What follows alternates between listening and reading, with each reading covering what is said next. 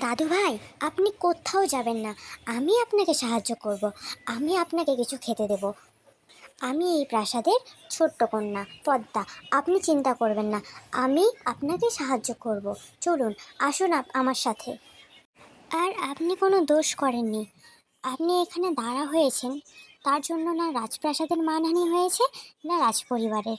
আপনি নিশ্চিন্ত থাকুন, আপনাকে কেউ দণ্ড দেবে না। আপনি আসুন আমার সঙ্গে, আমি আপনাকে কিছু খেতে দিচ্ছি। মা, তোমার মনটা তো সোনার থেকেও দামি।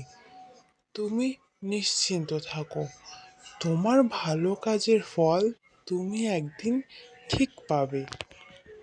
তুমি আজ আমার মতো গরিব দুঃখীকে সাহায্য করলে, এই কাজের ফল তুমি ঠিক একদিন ফিরে পাবে মা।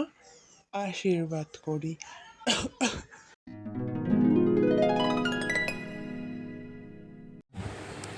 আপনি এত ভাববেন না দাদু ভাই, মানুষকে সাহায্য করাই তো আমাদের কর্তব্য। দূর থেকে সব কিছু দেখছিলেন মহারাজ সূর্যদেব। তিনি দীর্ঘশ্বাস ফেললেন। তার মনে একটাই চিন্তা, দুই মেয়ের ভবিষ্যৎ নিয়ে।